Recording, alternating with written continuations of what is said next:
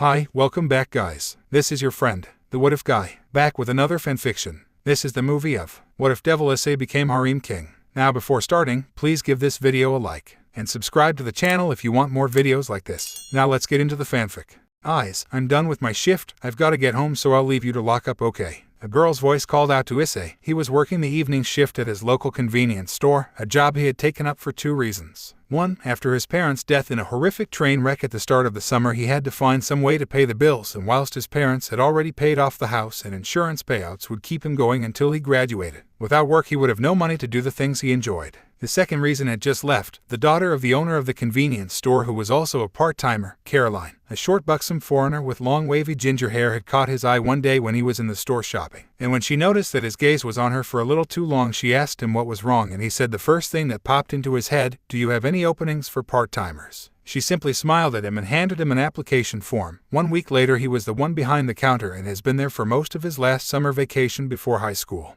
Before his parents died, they had encouraged him to try and get into Kyo Academy, a prestigious school that until this coming year was a girls-only school. He had been studying hard and the entrance exam was held last month. He was due to get his results any day now. He and his two friends, Matsuda and Madohama, had agreed to try and get in together. The three, known to most as the perverted trio, had agreed to try and get in order to try and form harems from the girls at the school. However, after the train wreck, Issei had another reason on his mind to get in, making his parents proud. Ever since they had passed, Issei had spent more and more of his time studying, and less time hanging out with his friends. They did come to see him every so often still. They once came into the store whilst he was working, and when his friends asked him why he was working there, he just pointed over to the checkout where Caroline was standing.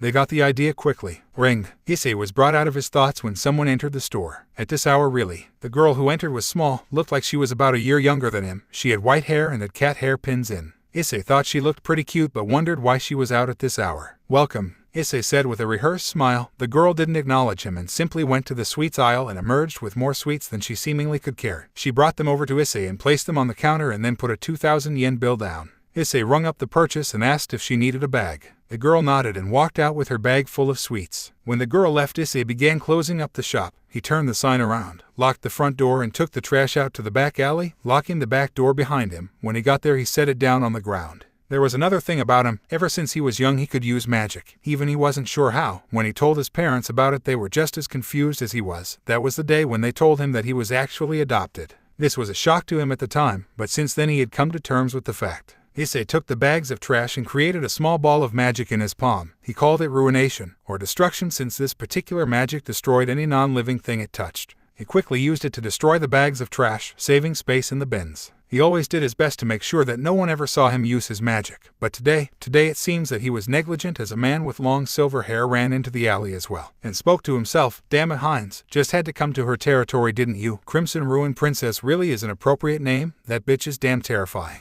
The man then spotted Issei. "Lucky me. It seems I won't go hungry tonight at least. Sorry boy, but this is the end for you." The man walked up to Issei and began licking his lips. Issei backed up a bit and held his arms up to block whatever was incoming. "Stop right there," the voice of a young woman said from the end of the alleyway. "In the name of the Duke of Gremory, I have been sent here to end you, Heinz Kallenheim. Oh, we have a civilian, Kaneko, grab him." "On it," the little girl from earlier said, launching herself towards the madman. She knocked him to the ground with a clothesline, but then screamed out in pain when he bit her arm as she hit him. In the second that it bought him, the man managed to throw the girl back towards her master. Issei at this point had begun to run away. "Not so fast, little snack," the man yelled, giving chase. Issei turned around for a moment and used his magic to create a wall of ice between him and the madman giving chase. Issei then took his chance to get home as fast as possible and hoped this was all a dream. When all was said and done, there wasn't even a shred of the stray devil's clothing left. Kaneko held her arm where she was bit. Despite the rook's defensive prowess, this creature's jaw was like a vice, and it certainly left some damage. Meanwhile, her king was inspecting the wall of ice. This was magic. Did he even use a casting circle? Ria's Gremory questioned to herself. Her knight broke her train of thought. He jumped down from the roofs where he was stationed to cut of escape for the devil. However, he was beaten to the punch by the one who created the ice while they managed to corner the stray against. Prez, if I may. He did indeed use a magic circle, but he cast the spell so fast that it was gone in the blink of an eye. But that's not the most troubling part about it, the blonde-haired boy said with a stern look on his face. The magic circle was that of the Lucifuge family. "How is that possible?" Ria said. "The last of their line is Graphia. There isn't even a second or third cousin left." She thought to herself before giving her orders to her servants, "Akino, take and preserve a piece of this ice. We'll get it examined tomorrow." Kaneko, Kiba, I want you two to look into who this boy is. We need a name, date of birth, any family His name is Issei,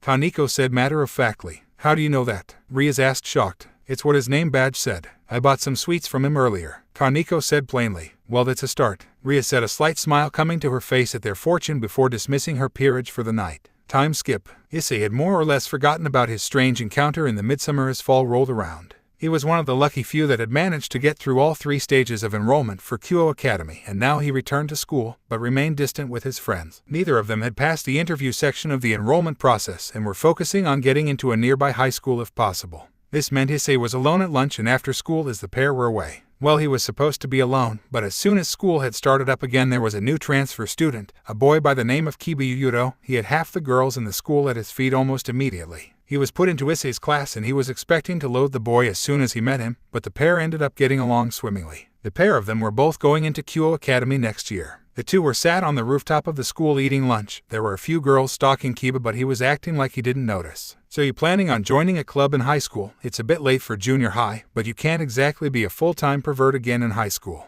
Kiba said as he prepared to take a mouthful of food. Very funny, pretty boy. I'm not sure. How about you, Kendo again? Issei asked despite the mouthful of rice he was already in the middle of eating. Whilst Kendo would be nice, I'm interested in the occult research club. Apparently the one at Kyo is the best funded in the country, Kiba said after swallowing. Occult research. Didn't have you pinned for a believer in the supernatural, Issei said. Didn't have you pinned for a skeptic, Kiba said looking a little shocked. Well, it's not that I don't believe it, I just never expected you to be into magic, ghosts and all that, Issei said looking a little nervous. It was at this point that Kiba's king, Ria's Gremory, had her familiar watch nearby. I'm gonna get going. I need to make a stop before heading back to class, Kiba said taking off. I'll take care of the trash, just leave it with me, Issei said with a smile. Thanks man, Kiba said taking off towards the stairwell. When Issei was sure that Kiba and his followers were gone, Issei picked up a wrapper from the small pile of trash next to him and threw it up in the air. He then took his hand and made a gun shape. He pointed it at the airborne trash and lowered his thumb as if cocking the hammer of the finger gun. He then cast a spell as it happened, causing a small ball of destruction to go flying at the trash, disintegrating it instantly. Issei had a little laugh at it and then took 3 more pieces and did the same thing with the 3 all at once. Issei then finished his own food, continuing the little game of his until he had destroyed all of the trash. At that point the bell rang and lunch break ended. Meanwhile the lunch bell had also rung at Kyo Academy, but first-year president of the Occult Research Club, Ria's Gremory, was too shocked to move. She had just witnessed the boy she and her peerage had been investigating for the past few months not only use her family's hereditary magic, but what's more, he was showing far more precision and skill with it despite receiving no training of any kind.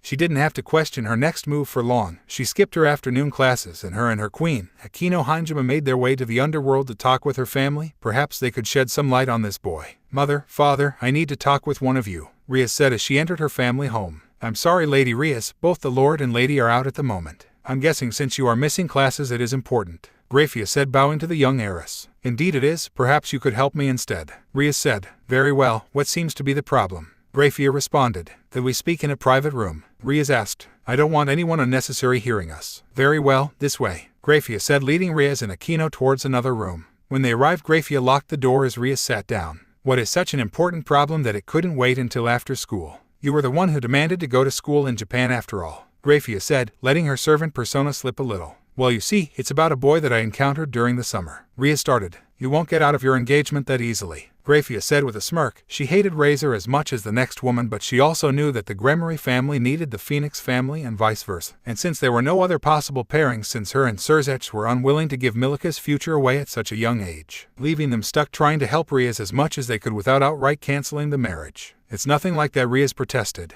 When I first saw him I thought he was just a normal human, but he was being attacked by a stray at the time. I was going to kill the stray, then remove his memories of the incident, but then something happened. Akino, if you please. At that, her queen placed a piece of ice on the table in front of Grafia. He began to run in fear and created a wall of ice, using magic. I didn't even see him use a magic circle, and the wall was big enough to fill the entire alleyway. Kiba was the only one with a proper view and fast enough eyes to catch the magic circle, and it was. Rias breathed in, taking a moment to collect her thoughts and prepare for the tirade of questions that surely followed. It was the same as yours, Rias finished. Grafia looked shocked. She held her hand over the ice to feel it. She knew the feeling of her own family's magic, and it shocked her. Why didn't you contact anyone about this earlier? She asked, her eyes glistening at the possibility. She knew not to let herself hope. She couldn't even let anyone else know until she was certain. She didn't want anyone else to be disappointed in the entirely likely possibility that she was wrong, but she still let hope live inside her for even a short moment. I wanted to do more research, see if he was from another faction, or even a magician skilled in illusions attempting to confuse us for some reason. Riaz explained. I had Kaneko follow him when he was working and out of school, and I transferred Kiba into his class. The boy is an orphan, and not just that his parents were adoptive. I haven't gotten close enough to check and see if he is a devil for myself, but Riaz collected herself again. Today I had my familiar watch him during lunch break and I saw something amazing. This boy possesses the power of destruction, the hereditary magic of the Ball family. I would recognize it anywhere. Riaz was finished with her report and was about to ask her question but was interrupted by Grafia. Lucius, she said, crying a little. Pardon, Riaz asked calmly but a little stirred. She had never seen Grafia cry, not even once. That was the name of Milika's older brother. He was taken from us 13 years ago. I had already put him to bed, and Surzech and I were in a meeting. That was when a rogue fallen angel broke into our home and kidnapped him. Your brother and me were distraught. Half the underworld was scrambled hunting for him. Even the higher-ups in the Grigori went to search for him, worried that it may lead to war if anything happened. It was Barakil that got closest to him. He found the rogue, a grunt named Lanakil whom wanted war more than anything. Barakil took him out of the sky but was unable to find Lucius. We were certain that he had died, but if what you are telling me is true, there is a chance that my baby is still alive. Grafia said. So you are saying that this boy could be my nephew? Riaz asked, a little shocked. I don't want to hope, but if he has both the power of destruction and lucifuge magic, then there is a high chance that he may well be. Grafia said. Hayatu Issei, that is the name he goes by. If you want, I can try and get you a chance to meet him and verify for yourself. Riaz said, standing up. Thank you, Grafia said, calming herself. And please, do not mention this to anyone else. I wouldn't want to get their hopes up before I know for certain. Understood. Riaz looked down at her watch. Class is already finished for the day. Riaz created a magic circle to talk to her knight, knowing he was out of class already. Shiba, I need you to get Issei to come over to your place tonight. I don't care how you do it, but we need to meet him. Riaz said into the circle. Yes, Pres, Kiba responded before quickly ending the conversation. Grafia, we can meet with him tonight. Would you like to clean yourself up? Riaz asked. I shall go and change. I will meet you at your knight's abode shortly. Grafia said calmly. Later that day. So you said this friend of yours is a student at Kyo Academy? Issei said as he and Kiba walked the corridors of the apartment building Kiba lived at. Yep, she's very smart and popular. She's in charge of the occult research club, so that's part of the reason that I'm going to be joining it. Kiba said. Uo, got a crush on her or something? Issei inquired playfully. Shut up, dumbass, and please don't say anything inflammatory tonight. They aren't the kind of person you want to be on the bad side of. Kiba pleaded. Got it, I'll just keep my mouth shut. Issei said. Kiba unlocked the door and stepped inside. In his living room sat two women, a white-haired lady in a white dress shirt and a gray dress skirt. Next to her was a red-haired girl in a Kyo Academy uniform. Issei had just enough time to take in the two's appearance before a third girl entered the room from the kitchen carrying tea. She was also in a Kyo Academy uniform and had long black hair tied back in a ponytail. Ah, you must be Issei, the black-haired woman said, looking towards the door. Eyes, this is Akino Heimjima. She's the vice president of the Occult Research Club. Kiba said. Issei looked at her and said, nice to meet you. Riaz then stood up and took a look at him, finally getting a good chance to sense the power within him. He was definitely a devil. I am Riaz Gremory. It's a pleasure to meet you. The pleasure is mine, Issei said, starting to struggle a little. Grafia then turned and looked at him. The second she saw him, she ran up and hugged him. Issei started. This is Grafia Lucifuge, she's. Kiba started to say before looking at his king for guidance. I'm your mother. I can't believe I finally found you. Grafia said, crying. My mother? It can't be. How can you know? Issei asked in disbelief. Grafia backed away a little, tears still streaming down her cheeks and a smile plastered on her face. She summoned a magic circle in her hand and held it out for him. I know those eyes anywhere. I could feel it as soon as I saw you, as for proof. Grafia said. I already know you can make a magic circle like this one. Don't do any magic but make the circle at least. Issei did as the woman said, a little shocked that someone else could do magic other than him. When he did, the rest of the devils in the room got to see Issei's family crest for themselves. They saw it side by side with Grafia's. They were identical. It really is you. I cannot believe I finally found you. Grafia then pulled her son into a hug. Issei was shocked to say the very least. He was expecting to meet some high school girls tonight, not his biological mother. He pushed himself away from the woman, now claiming to be his mother. If you are my mother, then how come you didn't raise me? How come I was found in a puddle of freezing water in the middle of a stormy night by a couple of humans? Why is it now that I am finally getting used to coming home to an empty house that you finally show up? Issei asked angrily. You were stolen from us. I looked everywhere I could to find you, but even after 6 years of searching we couldn't find you. Eventually, we had to stop searching, but we never stopped hoping, dreaming that you were okay, Grafia said with tears in her eyes. This is all too much. The magic, you being my mother, me being kidnapped. Just let me sit down for a minute, Issei said, realizing that he was almost certainly hurting her. Let's just talk this out for a bit. Rias, you can go ahead and tell your brother and parents. And thank you, you have no idea how much this means to me, Rafia said, turning to her sister-in-law. I'll go and get my brother then, and hey, I get a new nephew to spoil out of it. It's not all bad for me, Ria said, making a magic circle on the floor. Kiba, Aquino, come with me, we'll give them a chance to talk alone for a bit, Ria said as she and her 2 servants took off. I can't believe any of this is really happening, Issei said. I have so many questions. Well, I'll try to answer as many of them as possible, Issei. Rafia struggled to use his human name. Eyes, please call me Eyes, since you are my mother, but I want to know, what was the name you gave me? The name we gave you was Lucius Lucifuge Gremory, Rafia said. Your father, my husband, Surzech, will be joining us soon hopefully. Once he is here I can explain your family name a bit better. Well, how about we get to the elephant in the room? Why is it that we can do magic? Issei asked, putting a hand behind his head nervously. You might not want to hear this, but... Rafia paused for a second. We aren't exactly human. Issei was shocked at this. He wasn't human. Seriously, we are actually devils? There is a lot more to it than that, but the short version is we are the kinds of devils that are talked about in the Bible, Rafia clarified. That explains why it hurt every time I was dragged to church as a kid, Issei said, shocking Rafia. Who dragged you into a church? Rafia was a little bit furious at that. If he was taken to a church, then someone there must have recognized him as a devil. He could have been killed. Well, there was this girl, Issei said, his face blushing a bit. We were good friends when we were younger, but she had to move away a couple years ago. Anyway, Rafia coughed. I've been told that your adoptive parents are already, you know. Yeah, they died earlier this year. It was a train wreck. There were a lot of people killed. Guess they were just unlucky, Issei said. Were they good people? Rafia asked. The best, Issei said with a light smile on his face but a sadness behind his eyes. It was at that point that another magic circle appeared on the floor. This time a man with red hair entered the apartment. He took one look at Issei and gave him a massive hug. I can't believe it's really you. She found you, the man said. Issei, this is your father, Surzech Lucifer. He is one of the 4 Satans currently ruling the underworld, Rafia said calmly. I'm gonna need a history lesson on this soon, Issei said, sitting back down. We can get it sorted out later, Surzech said, sitting down next to Rafia. Sorry, I just can't really believe it. After all this time you were right under our noses. It would be kind of funny if it weren't so sad. Under your noses? Issei asked. You know Kyo Academy? Well, I along with my mother are on the board for the school, so we have been into this town quite a bit. Not to mention Rias and Sona are at school here, so it's kind of impressive you managed to avoid us this long,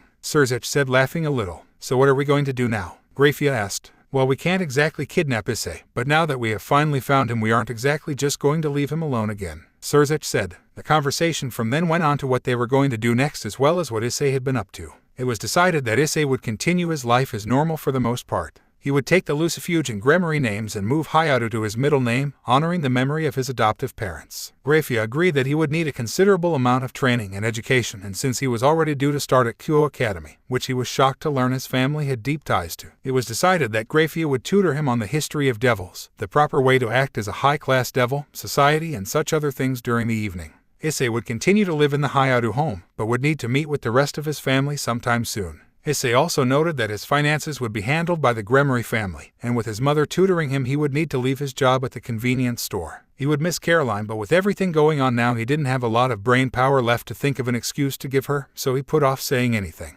Things were interesting at school after Issei met his parents. They had managed to get him registered with their family and finished the name change in almost a week. He supposed that devils had more connections than he had first assumed. More than a few people asked him about the sudden name change, and he simply said that he had met his birth family and that they had been looking for him for years. Some people started rumors that he was doing it for attention, but they were quickly snuffed out by none other than Kiba. Some girls were talking about it, and Kiba had mentioned that he was there when Issei met his mother and explained how it looked, and the girls were all down with the change. Issei also decided that with a new name would come a new him, so he rounded up all of his old erotica and began to burn it, but not before doing a bit of research on devils by reading some of the stuff about them. His lessons on devil society went by faster than he expected, but there was one part in particular that stuck out to him. So high-class devil males will sometimes take multiple wives in order to ensure heirs. Issei asked his mother. Yes, though your father and grandfather only love one woman, some will take multiple in order to ensure heirs, whilst others will just simply claim women as their own in order to build a harem. One example is a man by the name of Razor Phoenix. His peerage is filled with 15 women, all of whom are bound to follow his will no matter what. This man is Ria's fiancé, unfortunately, Rafia said. If he's so bad, then why is she marrying him? Issei asked blankly. The Gremory family and the Phoenix family seek to bring their families closer together, and an engagement between 2 of their children is the best option. Unfortunately, Razor's brothers have no interest in taking a second wife, and me and your father refuse to have either you or Milikas be made to marry someone you don't love. We also don't want to force poor little Ravel into marrying someone she doesn't love, even if we know for a fact you and Milikas are far better than Razor. Isn't there some way that she can get out of it? Issei asked, looking deep in thought. Well, the contract does state that if she or a champion of her choice can beat Razor or a champion of his choice in a rating game, then she can dissolve the engagement. But Razor is extremely powerful, so the chances of that happening are near zero, Grafia said, looking a little dejected. Issei ended up getting to spend the holidays with his family, something that he had been worrying about for most of the summer. Things were starting to look up for him as he moved into the spring of his life. A week before he started high school, Issei was taken to have his evil pieces set up, and by the time he was walking into Kyo Academy, he was a high-class devil. The first thing he had to do was meet with the student council vice president and his aunt. He walked towards the occult research club. Issei, welcome, Kiba said, opening the door for him. Thank you, Issei said as he took a seat on the sofa facing Sona. All right, thanks for coming, let's begin our meeting. First up on the agenda is ground rules for peerage recruiting.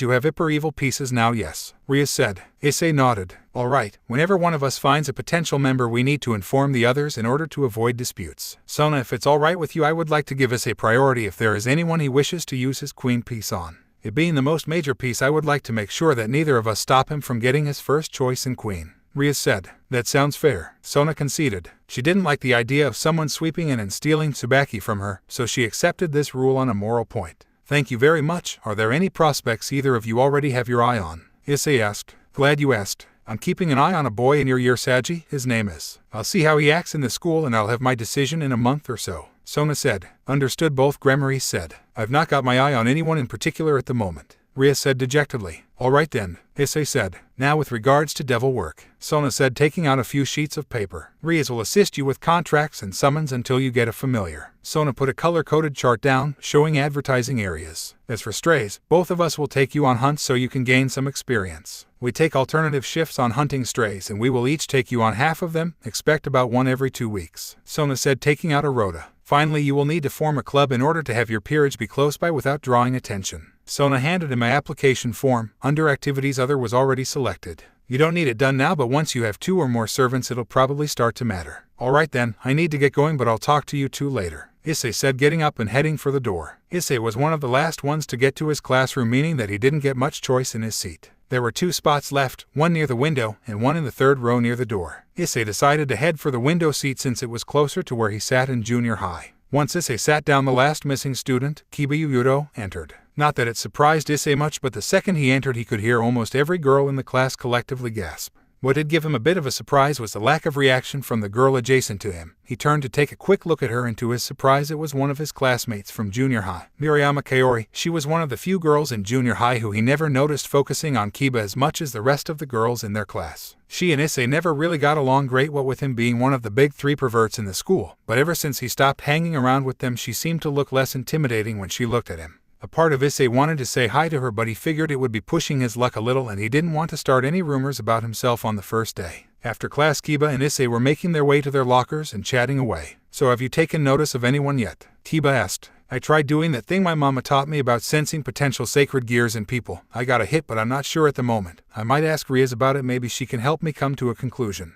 Issei responded. Not a bad idea. I'm pretty sure she would happily help you out if you aren't sure. You need to be careful with your servants. You only have 15 pieces and you only get to use them once, Kiba said as they reached their lockers. Issei opened his first and a letter dropped out. Wow, someone's. Kiba started taunting Issei over his letter as he was bombarded with letters of his own. Damn, that's some impressive work, pretty boy, Issei said, looking at the small pile of letters at the pair's feet. Well, at least I'll have an excuse for not responding to all of these. It would be in bad taste for you to ignore yours, however, Kiba said, pointing at the letter in Issei's hand. Go on, I'll tell Prez you'll be along later to talk with her. Kiba picked up the letters. Issei, as per the instructions he found inside the letter, was now behind the kendo hall. He was to meet the sender after the club let out, so he assumed that whoever sent it was probably in the club. He was sat with his back to the wall, quietly playing with his ice magic, making sculptures and models. After about half an hour he gets around to making jewelry with it. He makes a few pretty intricate necklaces and eventually makes a ring. Marriage, huh? Issei thinks to himself. He is lucky that his parents haven't arranged a political marriage for him like Rias. He thought for a bit. It's not uncommon for devils to have harems. I may end up having multiple wives one day. Issei thought. A smile hit his face. He may end up living his childhood dream one day, the same dream that made him an outcast. He only had 3 friends after he began saying that out loud: Matsuda, Madohama. And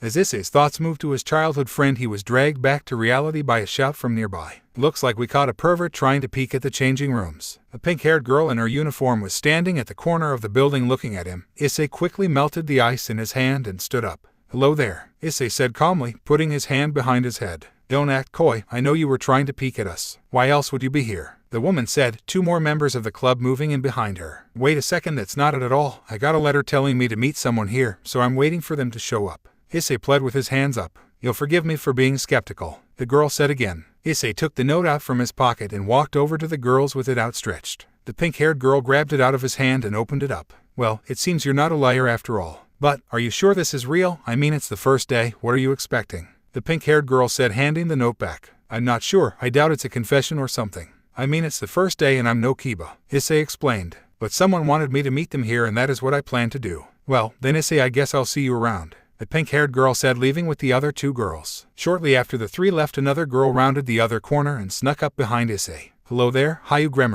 the girl behind Issei said. He recognized her voice immediately. This was Murayama. He expected it might be her given that it was the kendo club room after the club ended and she was the only girl from junior high that he had met so far. Murayama, hey, were you the one who sent the letter? Issei asked calmly, turning around. Yes, I was actually. I wanted to know. Murayama was starting to look down a little and she had a slight blush dusting her cheeks. What made you change? Change? Issei asked, genuinely confused by what she meant. The name, stopping being such a perv, hanging out with popular guys, I hardly recognized you from before. After summer everything started changing. Suddenly one day you changed your name and you seemed happier than ever before. Murayama asked, looking away from him. Well, I stopped hanging out with Matsu and Moto because both of them were busy studying, and since they weren't going to come here I started hanging out with Kiba since he was also going to come here. I would have asked to get to know you or some of the other girls better, but I figured that with my reputation it would be better to talk with a guy instead, Issei explained with his hand behind his head. As for the name change, Kiba was introducing me to some of his friends in the year above us at Kyo, the two in charge of the occult research club, and when I got there they had another woman there. My biological mother. When she saw me she was convinced that I was actually her kidnapped son, and we ended up taking a test and confirmed it. After that I met with the rest of my family. Long story short, I am from the same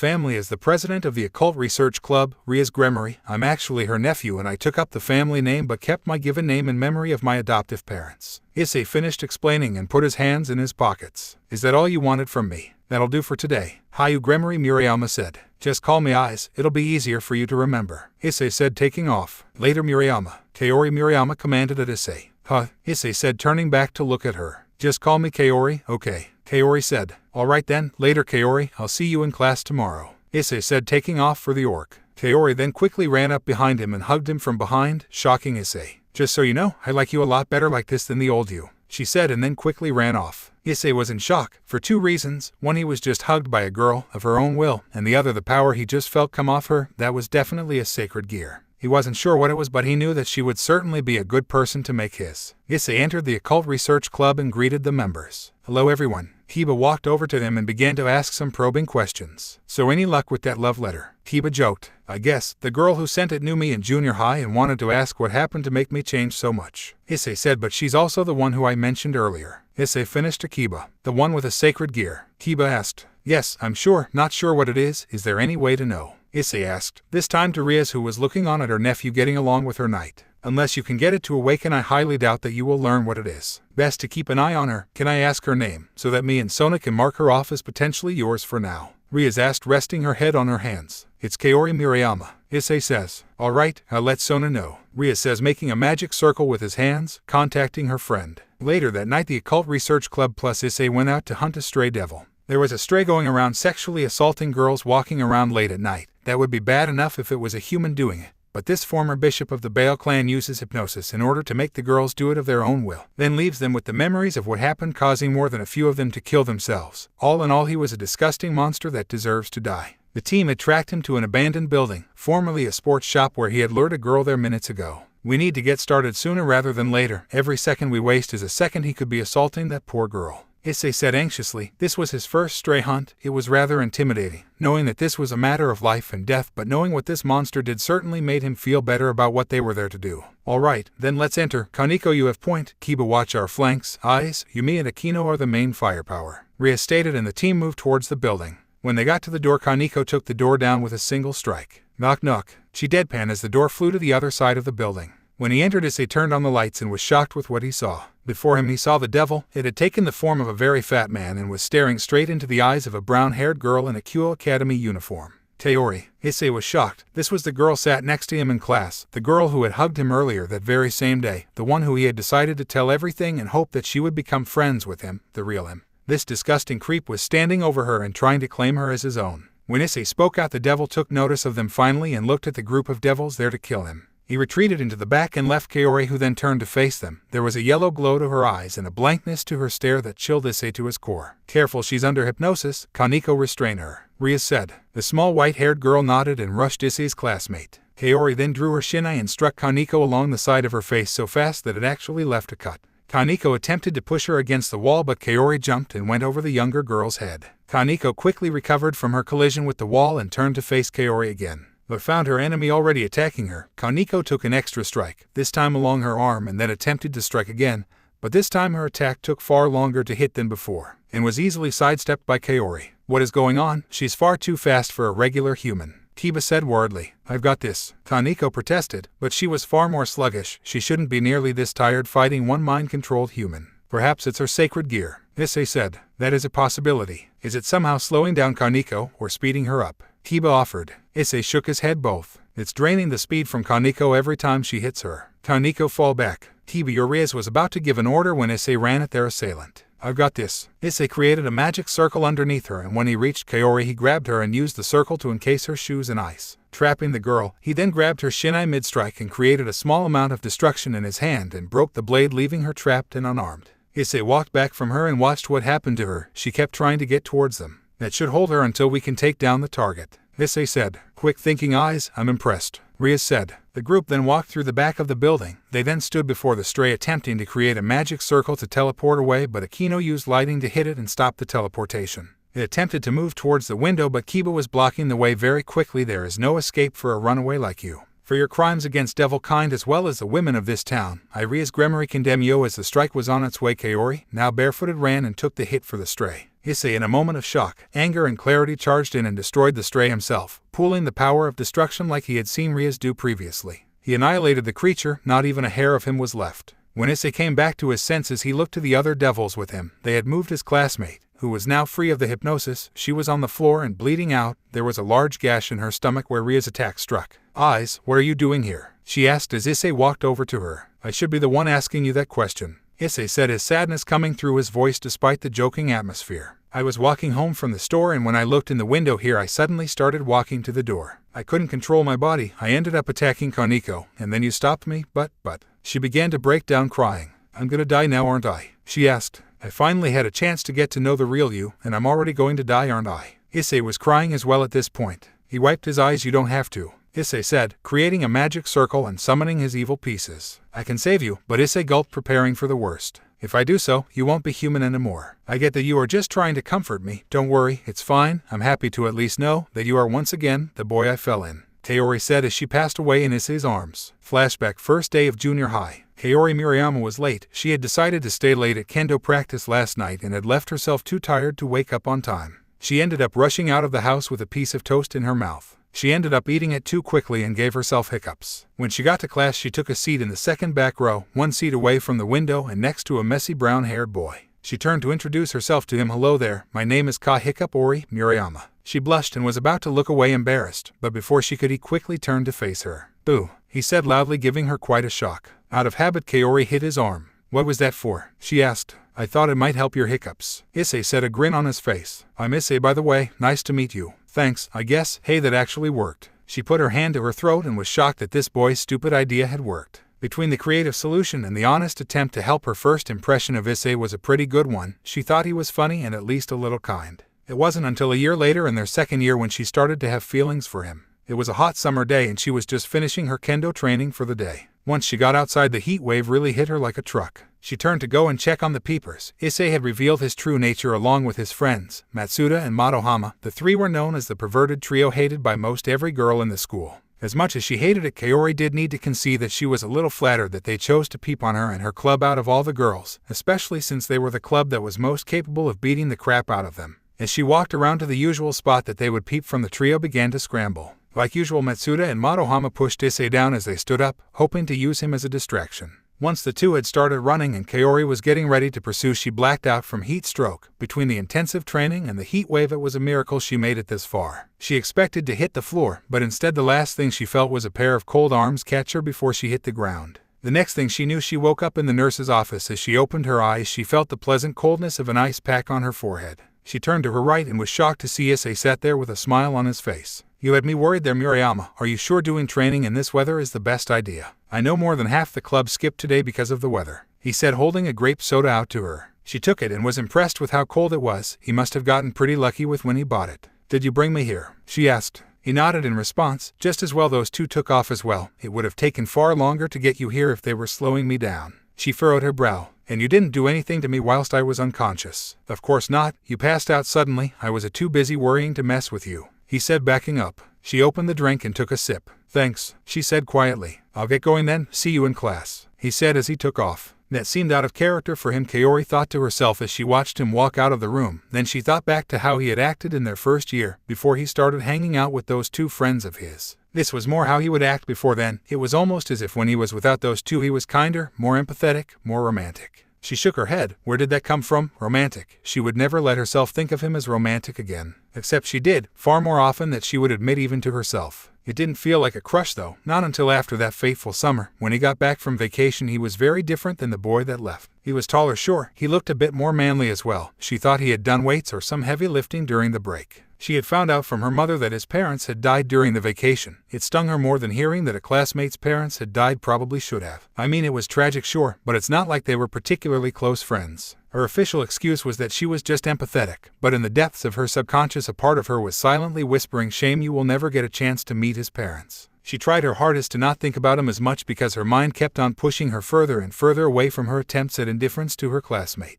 He stopped peeping with his friends. It was then that she decided finally to repair the peephole that they had been using for years. To protect the first years. Once Kiba transferred in and became friends with him, a deep dark part of her was yelling that she should have asserted her supremacy and claimed him whilst he was at his lowest. That she could have taken him and made him the perfect man for her. She did what she could to ignore it, at least until she started to see the changes happening to Issei. He was acting less and less like a pervert every day. Then he changed his name. It was like he was trying to reinvent himself or something, like he wanted to stop being who he was before. But even then she still saw the same boy who scared her hiccups away on the first day of school. Though she never admitted it to everyone, she herself had finally agreed to what her heart seemed to know for much longer than her head. She was in love. Back to present. "Damn it," Issei shouts, tears in his eyes. Rias tried to talk to him but he wasn't paying attention. "Eyes," she shouted this time, getting his attention. "I get that this might not be how you want to do things, but the piece will still work. Even post-mortem you can revive a person as a devil. It's how I got Kiba to join my peerage, though that's his story to tell. I can still save her." Eyes asked, disbelief in his voice. "Yes, just take one of your pieces. Since she's a swordswoman, perhaps a knight piece," Rias suggested. Eyes took out the snow-white chess piece and placed it on his classmate's chest and began chanting, still holding her in his arms. "I Issei Gremory stand before you. This soul you claimed is not yours to take yet. Kaori Murayama is to be my knight and I won't let you take her. Now shatter the chains of death and give her back to me." When he finished, a magic circle appeared below the pair and Kaori opened her eyes and looked up at Issei. "You aren't getting away that easily," Issei said with tears streaming down his eyes. "Good," was all she said in response before falling asleep, apparently dying. Then being brought back to life really took it out of you. Kaori Murayama woke up in the morning the same as she always did, at 5:43. This gave her 2 minutes to get to the shower, 10 minutes to shower, 5 to get dressed, followed by an hour of training before eating breakfast and heading to school. Her body clock had this down pat, so even after a night with such an intense dream she was certain that she would be up at the right time. She opened her eyes and took in her surrounding, then screamed, "What's wrong?" Issei said as he rushed into his spare bedroom where he left Kaori after she fell asleep last night. He could have dropped her off at her parents', but he wasn't actually sure where she lived. He did, however, use her phone to call her parents, and with some careful explanation, he convinced them that she was fine. "Where am I? What am I doing here? What are you doing?" She was panicked. Here she was in a bed she didn't recognize, with her crush standing in the doorway with a kiss the cook apron on. "All right, calm down. What is the last thing you can remember? I'll explain the rest from there, but first you should come and get some breakfast," Issei said calmly and threw her some spare clothes. "They might be a little big, but they should do. Your clothes were a bit damaged last night." At this point Kaori realized that she was actually not wearing anything, something that she would need to grill Issei about when he was explaining everything, but for now she did as she was told and got dressed, after he left of course. Downstairs she walked into the kitchen, following her nose, and saw Issei standing over the hob making omelets and toast. At the dining table he saw a white-haired woman in a main costume.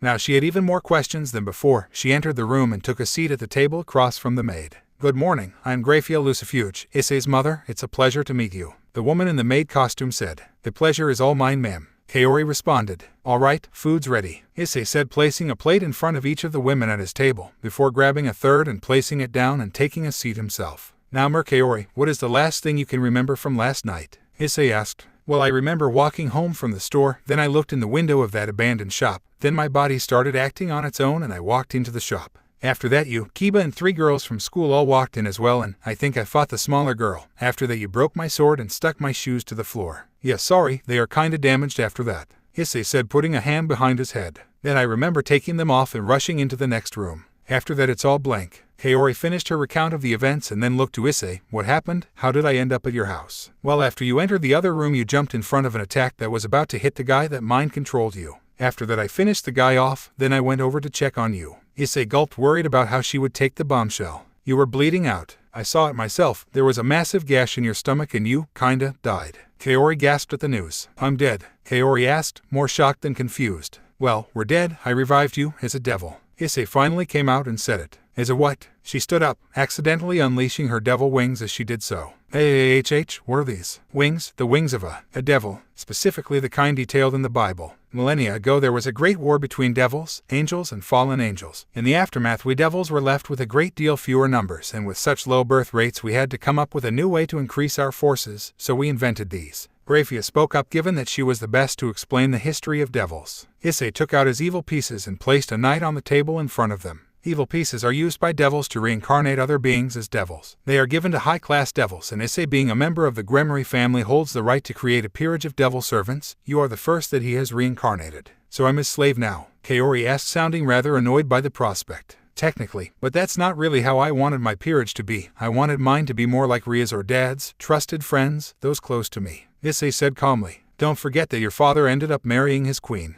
Graphia said in a moment of mischief that belied her Ice Queen exterior. She thoroughly enjoyed the 2 blushing teenagers that she beheld at her statement. So these evil pieces, could you explain them a bit more? Kaori asked. Sure, every devil who gets them gets 16 pieces, 1 king that they use on themselves, a queen, 2 knights, 2 bishops, 2 rooks, and 8 pawns. Issei explained. Just like chess, Kaori noted out loud. Yep, now that I used one of my pieces I still have my queen, 1 knights, 2 bishops, 2 rooks, and 8 pawns. Issei said. So I'm a knight then? Kaori asked. Yep, I figured that since you are a swordswoman you might like the extreme speed boost that comes from the knight, on top of the greatly increased stamina and strength that comes with being a devil, Issei said, grabbing the last piece of food on his plate. One last thing. From the report that Riaz gave me, whenever you struck Kaneko, her rook, you seemed to sap the speed from her. Issei already thought that you might be in possession of a sacred gear before last night, and given what you managed to do as a normal human fighting against a devil, it has become clear that you certainly do have one. Graphia said. I'm guessing that you were ignorant of this, but please could you try and imagine what the power that resides inside you, the power that let you do that? Kaori closed her eyes and tried to imagine something, whatever it was that gave her the speed she had last night. Suddenly she felt something, a massive burst of power coming from her back. Looks like it is as Lord Beelzebub predicted, momentum pillage. This sacred gear is one of the fragments of the White Dragon Emperor. I'll explain more later, but for now all you'll need to know is that this will let you steal half of an enemy's speed when you strike them and give it to yourself. This will mean that combined with the knight's power you will be able to reach speeds you never thought possible. Now speaking of speed, you should probably hurry and get to school, Graphia said. Kaori and Issei turned to look at the clock, and sure enough they had managed to spend half an hour talking all of this through and they needed to get to school quickly. The 2 teens quickly rushed out of the house and took off for the school. Kaori immediately noticed some of the major changes from yesterday. She was able to run flat out from Issei's house all the way to the school without feeling tired at all once she made it there. When they got there they still had 10 minutes till the first bell, so they had time to talk a little in private. In case it wasn't obvious yet, keep the whole devil thing a secret, Issei said. Also, when we are let out for lunch, meet up with me and Kiba. Alright then, what should I tell people if they ask about us arriving at school together? Kaori asked. I'll let you come up with something, Issei said, taking off and dispersing a group of girls cornering Kiba at his locker. Hey man, how you holding up? Issei asked. I should be asking you that, you're the one that brought a girl home last night, Kiba taunted. Issei could feel the stares from a lot of people in that moment. After the shock of waking up in my spare room wore off, she took the news of what happened better than I expected, but I'll tell you the rest later, Issei responded as the pair made their way to the classroom. Time skip. At lunch, Issei, Kaori, and Yuito were stood behind the Occult Research Club in a pretty out-of-the-way area. Looks like we have lost all of your stalkers at this point, Casanova. Alright Kaori, you might have figured it out already, but Kiba here is also a devil. He's the same as you, a former human that was made into a knight. Seriously, you didn't use some devil magic to make all the girls fall for you, did you? Kaori asked pointedly. If I did, that love letter from yesterday would have ended up in my locker instead of Issei's, Kiba joked, making Kaori blush. It wasn't anything like that. Besides, that's not why we are here, and we are on a tight schedule. Issei said. Right, Kiba said before creating a pair of swords from the ground next to him. Like you, I also have a sacred gear Murayama. My one is called Sword Birth, and it lets me create all kinds of demonic swords at will. Since you don't have a weapon yet, we are going to design one here. Try each of these out and tell me what you think. Kaori got over the shock of seeing the swords come out from the ground and plucked one of them. It was a fairly long and was far heavier than Kaori would have liked. After her second swing almost had her fall over, she put it down and plucked the other. This one was far shorter and was much lighter. This one is closer to being good, but it's a bit short. Alright, Kiba made 2 more swords. Kaori drew each and judged them. This one's a bit short still and the weight isn't right. She put down the first sword and drew the second, and this one is all wrong. Could you try and make one closer to the shinai the club use? Alright, give me a second. He made one blade. Kaori plucked it from the ground and gave it a swing. It had the shape of a typical shinai, but instead of being malleable like a regular one, it was solid. It had a silvery white handle with a black hilt followed by a twisting pair of snow white and crimson cylinders leading to a pointed top. This is perfect, Kaori said. Exact weight and the length is great. That's good. Because of your sacred gear, it's more important that you land a hit than the damage that each hit deals, so you being comfortable with it is more important. However, hitting the enemy 20 times with a stick won't do much, even if you are stealing half their speed with each strike. Because of this, I made it so that you can draw power from your evil piece and use it to empower your hits with magic from your king. This will make it so that even if the sword isn't sharp, you can still deal a lot of damage with it.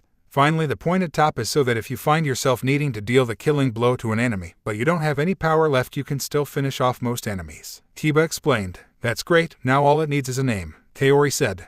Since it's yours, I'll leave it up to you. Pick something cool, Kiba said. Kaori looked at the sword inquisitively, trying to pick a name for the sword. You don't need to name it right now. For now, let's get lunch. We still have time to grab a quick bite before afternoon classes. You have kendo club today, yes? Issei said. Kaori nodded. Alright, can you swing by the occult research club afterwards? I'll introduce you to my aunt and she can better explain what we do as devils. Issei said, and the pair took off for the lunch hall. Time skip. Kaori was in the middle of a kendo match with her fellow freshman club member Yui Kades. The pink-haired girl was putting up a good fight, but Kaori was having to do her best to make sure that she didn't accidentally use any of her devil strength or speed. Kades was on the back foot and decided to try an underhanded trick to get one over on her opponent. Even if the two were just having a friendly match, she couldn't help but feel a bit of rivalry with her. So how did it go with that boy yesterday? Kaori blushed deeply at this but managed to remember to block the incoming attack. What are you talking about? Kaori attempted to play dumb in hopes that she wouldn't accidentally spill too much. The boy that was waiting behind the club room. He had a letter that told him to wait there, and I saw you and him sneak off at lunch today, so what happened? Yui taunted, making another strike. Nothing like that. He's just a friend,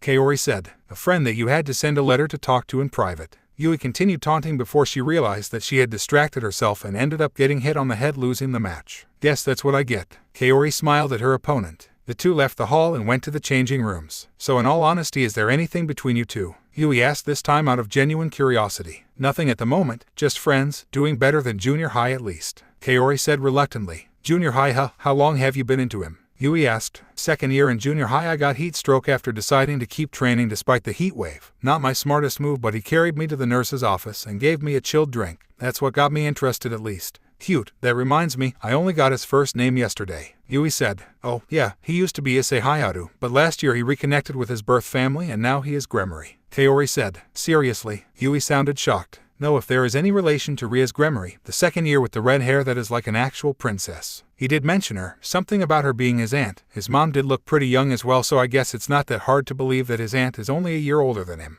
Kaori said. If he's related to Ria's, then why isn't he already the most popular guy in the school? Yui asked, a little starstruck with Issei's relation to her idol. Probably because he hangs out with Kiba so much. Blondie casts a shadow that Issei is more than willing to relax in at the moment. Kaori explained. Give it a month and all the girls who get their heart broken by Kiba will get over it and try their luck with Issei. And you'll have him on lockdown by then. Yui asked. In an ideal world, yes, Kaori said with a smile as she prepared to leave. I've got to go meet up with Ice, so I'll talk to you later, Yui. Oh, give me your line ID before you go, Yui said, taking her phone out. Kaori also got hers out and the two traded contact details. At around the same time, Yuto and Issei were chatting away near the lockers. So have you decided what to call your club yet? Yuto asked, leaning against the lockers. I probably won't need it for a while, so I haven't given it much thought, Issei said, opening his locker. He yelped as a razor blade fell out and nicked him on the finger. Someone's popular, Yuto joked. Bet your one has twice as many, at least, Issei said. Yuto opened his locker so that the pair could verify, and 2 razor blades along with 3 love letters fell out. The school really needs lockers with flat tops. It's dangerous if the top item falls out every time it's opened. I'll tell you what, let's have a wager, Yudo said, looking devious, something that only Issei had ever really seen. When you hang around with mostly women and always act like a gentleman, it's hard to find a time to cut loose and have some stupid boyish fun. It was one of the things that Issei respected most in him, that despite being popular with the girls and acting like a prince, he could still cut loose and act like a boy his age when he wanted to. This sounds like a terrible idea. What do you have in mind? Issei asked, a grin covering his face. Whoever gets the most razor blades in their locker by the time you get your next peerage member and start your club wins, Yudo said plainly. And what are we betting? Issei asked, intrigued. If I win, I get to name your club, Issei said. And if I win, you need to walk into the girls' art club and offer to model nude for them, Issei replied. Deal, Yudo said, putting his hand out for Issei to shake. Issei grabbed it and the pair shook hands. The pair shared a hearty laugh and they made their way to the old school building. When the 3 first years arrived at the old school building, they entered and went into the main room to meet with the president. Hey Prez, Kiba said. Welcome you 3. I'm glad to see you are doing better than last night, Ms. Murayama. I am Ria's Gremory. I'm helping Issei out with being a devil for a while, so feel free to ask if you have any problems. I am still technically your senpai after all, Ria said with a smile. Thank you for having me. And please call me Kaori. I can imagine we will be seeing each other rather often in the future, Kaori responded. Very well then, Kaori. I trust my knight has sorted you out with a weapon already, Ria said. Indeed, we got it all sorted at lunch, well, everything but the name. So Murayama, have you got a name for the sword yet? Yudo asked. Yep, I'm gonna call it the Shitatsu Koda, Kaori responded. Most of the club burst out laughing at the name with the exception of Rias, who didn't get the joke, and Kaneko, who wasn't paying attention. Collision twig? Really? That's great, Issei said through chuckles. Anyway, you 2 can get started on contracts tonight. I had my familiar hand out some of your circles instead of mine today, so hopefully you will get some requests. I'll make sure that one of my servants comes with you for each request to make sure it goes well, Ria said. That night Issei and Kaori had their first contracts. Issei was paired up with Akino and Kaori was joined by Yudo. Issei's request came from a young woman by the name of Momo. When Issei showed up, he was greeted by the pink-haired woman who was wearing a full Kamen Rider Pinky cosplay. She wanted someone to act out scenes from the show with her, but since Issei hadn't seen the latest season, so they just ended up binging the entire season. Akino excused herself as the 2 sat down to watch it, reminding Issei to collect payment when he was done. When all was said and done, she gave him the box set as payment, claiming that she could just buy another one, then said that they could act out some scenes next time. The retail value of the box set was about 6,000 yen, so Issei was feeling rather pleased with himself once he teleported back to the old school building. Rias informed him that since he was his own king and he earned the payment himself, he could do with it as he pleased, so Issei took it home and placed it next to the other Kamen Rider Pinky merchandise he had in his room. That was when Issei finally saw the marking on the box. It was signed by none other than Momo Mamazono. It was then that everything finally clicked. He knew that the girl who summoned him looked familiar. The costume was identical to the one used in the show. She even sounded identical to her character whenever she repeated a line from the show. Momo was the star of the show that he had just spent the evening binge watching with her. A part of him was kicking himself for not recognizing her, but another smarter part was telling him that it may be for the best that he plays it down. If she knew that he was a fan of hers, it might scare her off. Meanwhile, Kaori and Yudo were summoned by an elderly woman. She was having trouble figuring out how to add her grandson on Facebook. After they managed to talk her through plugging in the screen to the computer and helping her send the friend request, they were paid with a pretty old-looking handbag. When they got back to the Orc, Rias commended them on her first contract going well and told her about the stipends she would be getting in the future. Kaori thanked her and made her way home. She checked her phone on the way and saw that she had a message from Yui. She wanted to hang out at the weekend. Kaori messaged Issei and he said that they didn't have anything planned for that day, so she was in the clear to go. Time skip. It has now been a month since Issei started at Kyo Academy. Issei and Kaori had gone on a stray hunt with Sona and her peerage last week, and that thankfully ended with less issues than his first one. However, there was another, far more serious issue about to present itself. Kaori's phone went off as Yui and Issei were sat eating lunch. Yudo was off running an errand for Rias today. When she took out her phone, her face went white. Issei noticed this immediately and stopped what he was saying. Everything okay, Kaori? Issei asked. Afraid not. Seems like my dad got a promotion, Kaori said dejectedly as she put her phone in her pocket. Isn't that good? Yui asked. For him, yes. For Mum, yes. For me, not so much. His promotion means he needs to move branch to Kyoto, Kaori said. Oh, was all Issei could say in response. He made a mental note to deal with this later. So you will need to move away, Yui asked, a hint of sadness in her voice. Maybe, Kaori responded. If you leave, want me to take care of your boyfriend for you, Yui said with a massive grin. We aren't like that. For the last time, she doesn't like me like that, Issei said. Kaori turned and looked away from him in frustration. The bell rung shortly after that. I'll talk to you after class. All right, Kaori, we'll get this sorted, Issei said before the 3 took off for class. After class, Issei and Kaori made their way to his home. He had contacted his mother in hopes that she might be able to help them figure out a solution. When he got inside, he was surprised to see not only his mother, but his father and little brother were all present and accounted for. "Hey guys, did I do something wrong?" Issei asked as he entered the living room. "Do you just assume that when I am here that you are in trouble?" Surzech asked. "Am I?" Issei asked. "No, I was just with your father when I got your message, so we decided to all come and visit you." Grafia responded. "So what is the issue that has you bothered?" She asked. "Well, Kaori's dad got a promotion, so her family is moving away. Naturally, since she is my knight, it would be stupid to let her go with them and leave her alone. I was hoping you could help us come up with a solution." Issei responded. "Why not just get her to move in with you?" Surzech asked. "Huh?" Issei and Kaori said at the same time. "I mean, you have the space, and if the problem is her being alone, then this means you won't need to worry about her as much." Surzech explained. "Yes, because I can just say to my dad, hey, I don't want to move with you guys, so I'm gonna move in with a boy instead." Kaori responded sarcastically. Surzech laughed, enjoying the girl's sarcasm. In his line of work, he rarely met people that had a sense of humor, even less willing to show it in front of him. "Leave that to us." Milikus came up to Issei and tugged on his shirt. "Since I'm here, can we play video games, big bro?" "Sure thing," Issei said, taking his younger brother up to his bedroom. "Alright then, let's head for your place and we will talk things over with your parents," Surzech said. The following day, Kaori's parents were taking off for Kyoto. Surzech and Grafia had managed to talk them into letting Kaori stay with Issei and sorted them out with a house in Kyoto. How they had it sorted out overnight was beyond Kaori, but sure enough, by the time she got home from school they were already packed and preparing to depart. "Take care, sweetie," her mother said, giving her a hug. "Take good care of her, all right, boy," her father said to Issei, who had come along to help move her stuff. "Of course, sir, I'll take care of her like my own family," Issei responded. "Good," her father scoffed. Sure, he had agreed to let her stay with the boy, but he knew about her crush on him, and any father would dislike the boy who took their daughter from them. The pair got into their car and took off then. "You okay?" Issei asked. Kaori took a deep breath and nodded. "I'll be fine," she replied. She knew that she wanted this, but it still scared her a little, losing her parents like this. "Shall we start moving your stuff then?" Issei asked, walking to the door. "All right then," Kaori responded. They then entered her house and went to her room. When they got in, Issei noted that everything was already in boxes. "You know, we are teleporting everything, you didn't need to pack them all up," Issei said. "Well, this way you won't see all my stuff," Kaori said. "I can't have you stealing some of my underwear and claiming it went missing in the move," Kaori said. Issei made the magic circle on the floor and groaned. "Just help me with the desk." The pair spent the next hour or so moving all of her stuff to a spare room in Issei's house. They skipped the bed, since the one in her new room was bigger anyway. When they were finished, they ordered takeaway and Issei left Kaori to get settled, and whilst they waited for it to arrive, she decided to call up Yui and talk to her friend about the past 2 days' events. "Hey, how's it going?"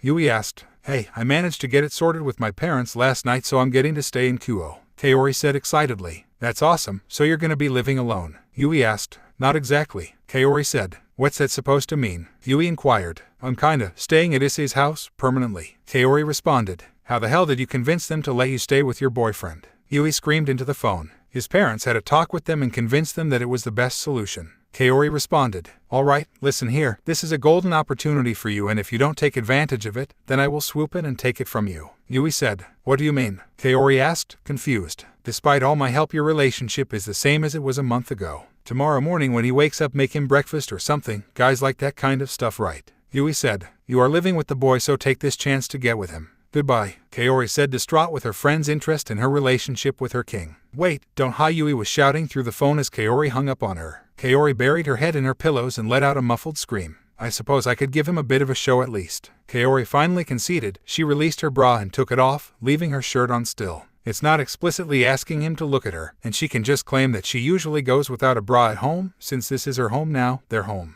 She blushed when she thought of it as their home. She gave herself a once-over in the mirror and went downstairs to wait for food with her king. It's been about a week since Kaori moved in with Issei, and things have been going well for the devils. Issei has gotten summoned by Momo repeatedly. Each time she had some mundane enough request for him, and the two of them became rather good friends. Currently the pair are going through the script for the upcoming movie that starts filming in a fortnight. "You have fallen for my trap, now prepare to suffer, foul demon of hell," Momo announced, jumping up on her couch. "You don't seem to understand, Pinky. It wasn't you who trapped me, but I who trapped you," Issei said, followed by a cackling laugh. "How is that possible? How could you have known what we were planning?" Momo said in feigned shock. "I have already won the loyalty of one of your own, now Caben Silver," Issei said, posing like a supervillain. "There are games being played on so many levels here that you could never understand, Pinky," Issei said in a different voice. "Silver, how could you?" Momo asked in feigned disbelief. "In order to spring my own trap," Issei said. "What?" Issei said in his Demon King voice. "You are already dead," Issei said in the hero voice. "No, Issei cried out. "Silver, you saved us, thank you,"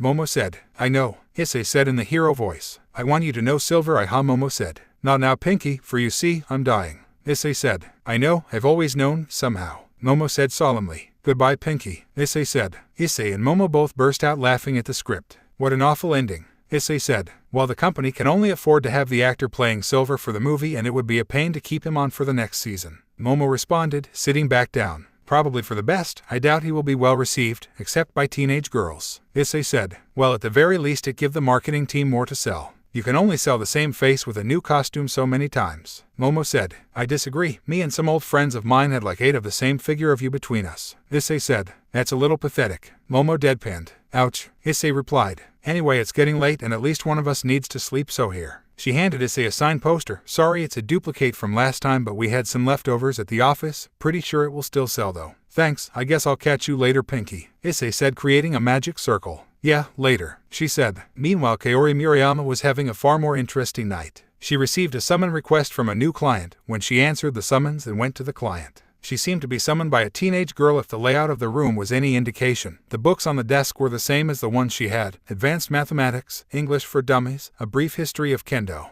That was odd, they were the exact same. She looked a little more and noticed a shinai resting against the wall as well. She gulped, worried that this person may recognize her. Hey, there was a scared and very recognizable voice coming from her right. Kaori turned and saw her best friend, Yui Kades, on the floor, clearly shocked that the summoning circle worked, and even more shocked that it was Kaori that came through. Hey, Kaori said tentatively. You called. After a couple minutes were spent calming Yui down and explaining that she wasn't dreaming, the two were able to actually discuss what was going on. So you are a devil? Yui asked her friend. Yep, been one for a little over a month now, Kaori responded. Wait, so you can become a devil? How? Yui asked. Well, it happened when a stray devil, one that went against their master and killed them or ran away, was sexually assaulting girls around town. The local devils were hunting it and they managed to track it down just as he was about to attack me, but he had already hypnotized me, so I fought against the devils. They managed to stop me and almost killed the stray when I got free and took the hit for it while still hypnotized. I would have died if I wasn't revived by my master, Kaori said, carefully avoiding giving away any names. She didn't want to bother Issei or Riaz with this. Your master. Oh my, so you are a slave now? Yui asked worriedly. It's not like that. My work involved answering summons like this, handing out those flyers and hunting strays. He isn't, you know, Eyes wouldn't do that,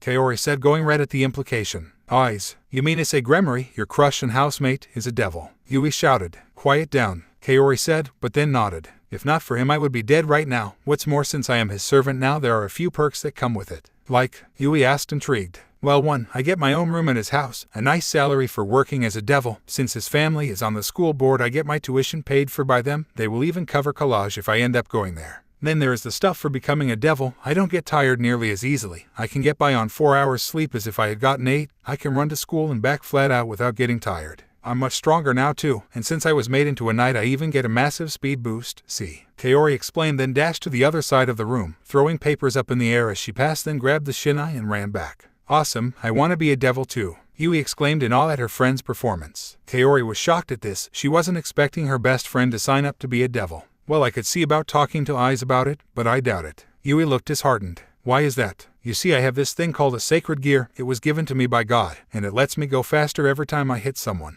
Whilst I would love you to join us so we could hang out more, it is Eyes' decision, Kaori said. Oh, Yui said sadly. Well then, now that I have explained myself, why exactly was it that you needed to summon a devil to do your bidding? Kaori asked playfully. Well, I wanted to. It's super embarrassing. If it's you that I'm asking, I don't really want to ask for it now, Yui said, going quite red. Trust me, I will be completely professional. I'm here on business after all, Kaori responded. Time skip. Kaori got back home shortly after Issei did and was greeted by Eyes in the living room. He was fiddling with one of his evil pieces the other night and seemed deep in though. I'm back, Kaori announced, snapping Issei out of his thoughts. Oh sorry. Welcome back, Issei said, turning his attention back to his knight. How was tonight? Interesting, Kaori said. Interesting? Issei asked. It was Yui that summoned me, Kaori said. Oh no, Issei said. So what did you do? I got a contract, Kaori said, holding up a pillow humorously. What did she want that was just worth a pillow? Issei asked. I'm afraid I'm not at liberty to say, but that wasn't all. She asked if she could become a devil too, Kaori said flatly. That was something I wanted to talk to you about actually. After I managed to tune out detecting your sacred gear, when I try and look for them I was able to notice another one, specifically coming from Kades. Seriously, do you any idea what it is? Kaori asked. We had no idea what yours was until we fought you, so I doubt we will find out anytime soon. Until then, let's see how serious she is about this, Issei said. The following day, once Issei and Kaori got back home from school, there was another person already in the house. "You are late, mister," a girl a year younger than the pair yelled from the door as the two began walking to the door. "Ravel, I told you I have school today. It's fine if you come over early, but don't expect me to be back until 4. Issei said to the now named Ravel, who was pouting towards him.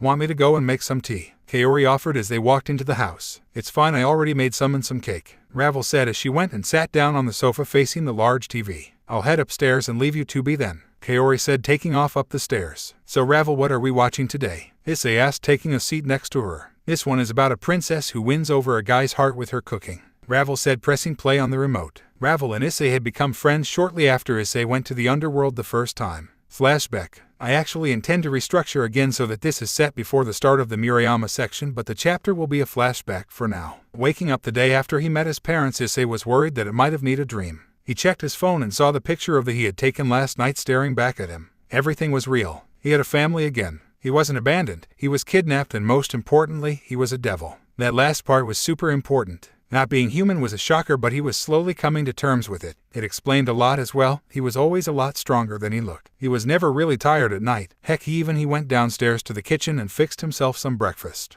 It was a weekend, so he had the day off. Apparently he was going to be brought to meet with the rest of the family later today. Once Grafia showed up, Issei greeted her with a hug which caused her to lose her composure for a moment before beginning his lecture on how to act today. First of all, no wandering eyes. Everyone you will meet today is family. Second, let us do most of the talking. Finally, don't be afraid to ask questions. You are just being brought into the supernatural world, so ask away. Yes, Mother, Issei said. Good, now let's look out what you have to wear today. Issei ended up in smart casual clothes. A simple shirt with jeans. Grafia created a magic circle and motioned for Issei to join her. The two teleported to the Gremory mansion and were met by Surzech in the main hall. Hello, Father, Issei said tentatively. Surzech was very well dressed in what appeared to be some kind of robe. It looked like he was a final boss or something. Hey Issei, how are you feeling? Surzech asked. Their conversation was stilted at best. Neither was quite sure how to act around each other. After all, suddenly being told that he have a family again was messing with Issei's head. Surzech, on the other hand, had no idea what kind of person Issei was, but he was looking forwards to getting to know his son. Terrified, Issei deadpanned.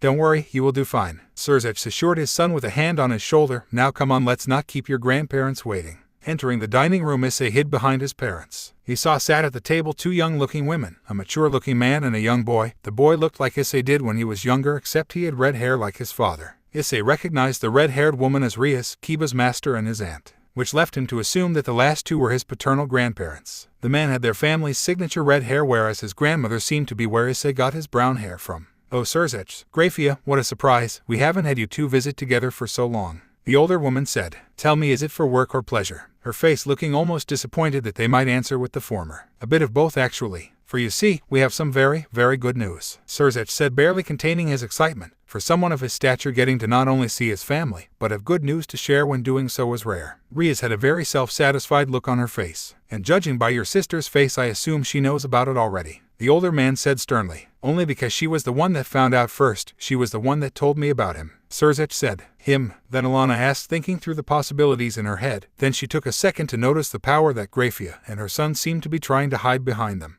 It felt so familiar to her. It couldn't be. She was shocked. What? Her husband asked, Zioticus putting down his cutlery to pay full attention to the situation. Yes, a few months ago a particularly interesting person showed up when we were dealing with a stray devil. A devil, pure ed, that could control the power of destruction and high-tier ice magic. I approached Grafia yesterday about it, and that night I had Kiba bring him along so we could meet him. Rias explained. Once I saw him I was almost brought to tears. You are correct in your assumption, Lady Gremory. Last night we found our lost son, Grafia said, keeping her composure but hiding a very satisfied smile. Lucius, you found him? Zioticus asked in shock. Whilst he isn't going by that name anymore, allow me to introduce Issei Gremory, our eldest son. Your older brother, Milicus, Surzech said triumphantly. Oh hi, Issei said, stepping out from behind his parents to face his family for the first time, at age 16. The family sat down and ate together and talked with Issei about things. Issei explained how he was adopted by the Hayato family and that they had sadly died in a train wreck in the summer. Eventually they reached now and what happens next. So Issei, you said you were going to be starting at Kyo next year, right?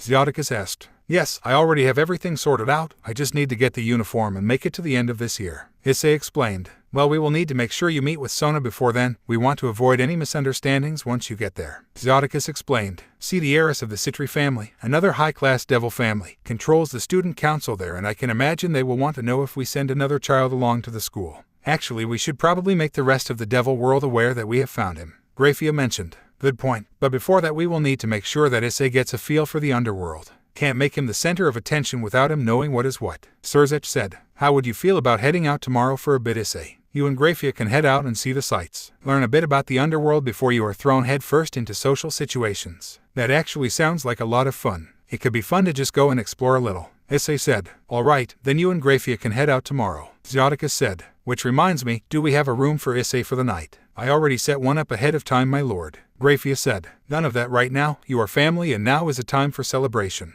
Zyodicus said, Lazarus, get the sake. The butler nodded and went to grab a bottle. Sake? Issei asked quietly. Riaz leaned over and told him, most of the family are really into Japanese culture, Dad particularly likes the drinks. Mom claims to not be interested, but I saw her reading a manga once and she seemed to be enjoying it. Milik has just started Dragoso Ball. Issei exclaimed. The following day Issei woke up in the room that his mother had prepared for him in his grandparents' mansion. The room was almost as big as his own house. He remembered that he was supposed to head out with his mother today, so he went and got into the shower in his en-suite bathroom before getting into some casual clothes. Once he was done, there was a knock at his door. Hello, he replied. Issei, it's me. His mother called. Oh, and you come, Issei said. The door opened and she walked in her usual maid outfit. Oh, you are already dressed? She asked. Yeah, I got up a while ago and since we are heading out today I figured I would just get ready. Issei explained. Well, you are the first person in the house to wake up, well except for the servants. Grafia said. And you? Issei said. Well, I fall under servants, since I am the head maid of the Gremory family. But I am still your mother, so don't think you can get mouthy with me. Grafia said, smiling a bit. Well, shall we get going? Issei asked. Breakfast first, Grafia asked. Good point, lead the way, Mom. Issei said. Grafia was taken aback by getting called Mom, but she quickly buried it. Hopefully things would keep going this well. Issei and Grafia walked around town for a few hours. They went to a few famous historical sites and a museum, giving Grafia a good chance to catch Issei up on devil history. After that they went to a mall so Issei could see the similarities and differences between devil culture and human culture. Whilst they were walking around, Issei and Grafia were separated from one another when Issei spotted a poster outside a movie theater that caught his eye, and the next thing he knew he couldn't see Grafia anywhere. Not only that, he couldn't call her or anyone else since he only had Kiba's phone number and he wasn't answering.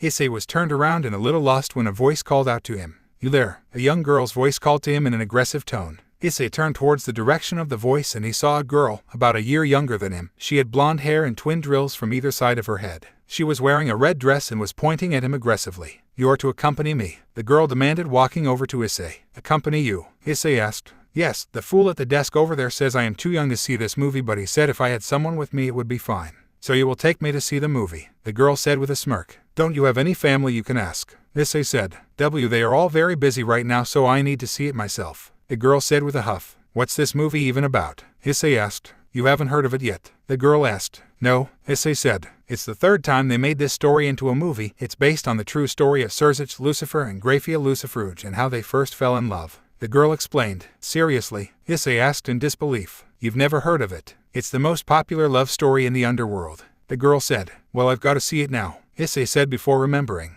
But I don't have any money yet. Then how about this? I buy you a ticket and you come see it with me so we can both watch it. The girl offered. That would be awesome. I'm Issei, by the way, but my friends call me Eyes. Well then, Issei-san, I am Ravel Phoenix. The girl, now called Ravel, said, entering the movie theater alongside Issei. Once the two were sat and watching the movie, Issei watched in awe as they seemed to use magic to make the actors look identical to their real-life counterparts. So it's all come down to this, Grafia-chan, Surzech said as the two got into battle positions in a destroyed city. Indeed, Gremory, I must say you have proven to be quite tenacious. No other devil has faced me this many times and lived to tell the tale, Grafia said as she began creating a magic circle. The two began casting spell after spell as ice spears launched endlessly at Surzech, who used his power of destruction to decimate them before they could reach him. You know, we don't need to fight like this, Surzech offered. Of course we do, traitor, Grafia said, doubling the number of circles she was casting with. You could always just lose and become my wife instead, Surzech said with a smirk. This caused his opponent to blush and be startled for a moment, and he rushed her and stole a kiss which the pair sank into as the battle raged in the background.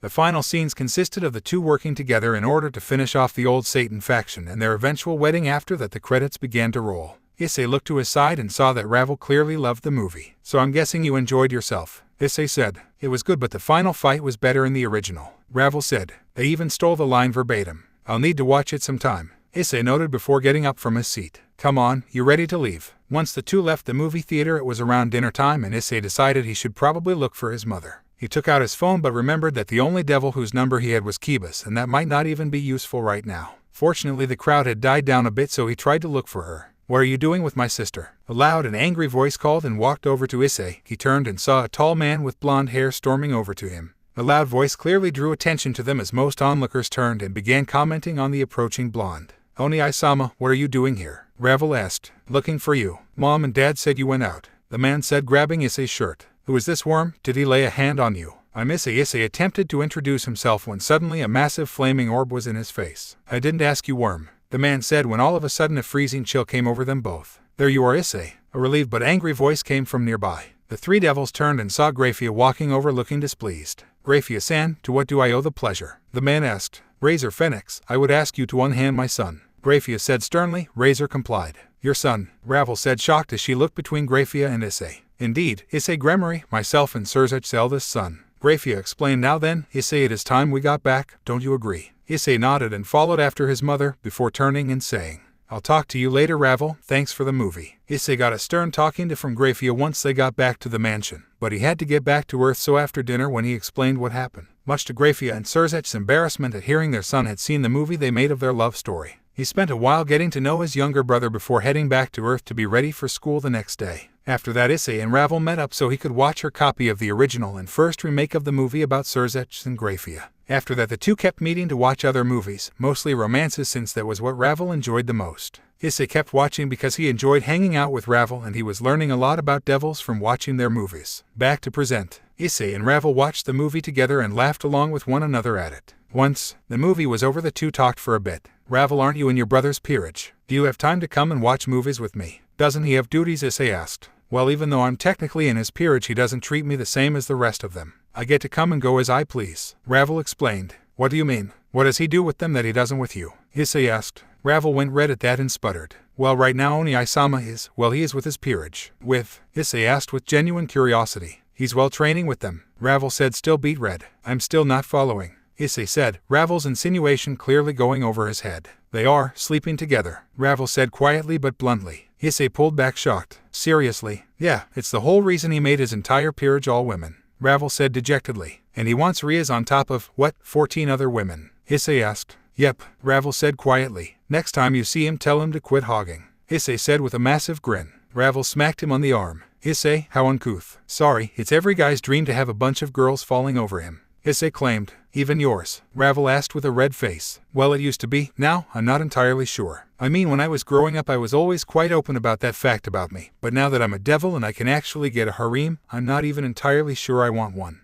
Issei explained. Well, what changed? Ravel asked. When I got my evil pieces I was sure I was going to use them to make a harem. It felt like the kind of thing I would do. But once I actually started looking for people I had to think long and hard about who I wanted in my peerage. All of a sudden I wanted to make sure that I would still be friends with them 1,000 years from now instead of just the most attractive girls. I ended up reviving Kaori after she died on a stray devil hunt. After that I was certain, my peerage needs to be strong enough to stop anyone from dying like that again, Issei said with a fire in his eyes. Can I join? Ravel asked. Issei turned and gave her a quizzical look. Can you? He replied like, can you even take someone else's piece? Well, you can trade pieces. I can ask Oni-sama if he will trade my piece for one of your spare ones, Ravel said. If you want to, then I'm okay with it, Issei said, a little taken aback with the offer. I've got another spare room anyway, so. Alright then, I'll ask Oni-sama later. I've got to get going, but I'll see you later, Ravel said, getting up and creating a magic circle to leave. Alright then, I'll talk to you later, Ravel, Issei said as his friend left. Kaori came down the stairs and began picking up the dishes and glasses from Issei and Ravel's movie night. She was wearing a loose top which said 3031st Street in graffiti style and a pair of hot pants. So good night, she asked Issei as he got up to give her a hand. It was alright, movie was decent, Issei said. Ravel is going to ask her brother if we can trade bishops, so that might happen. So I might finally get a hand taking care of your lazy ass, Kaori joked. Hey, I help,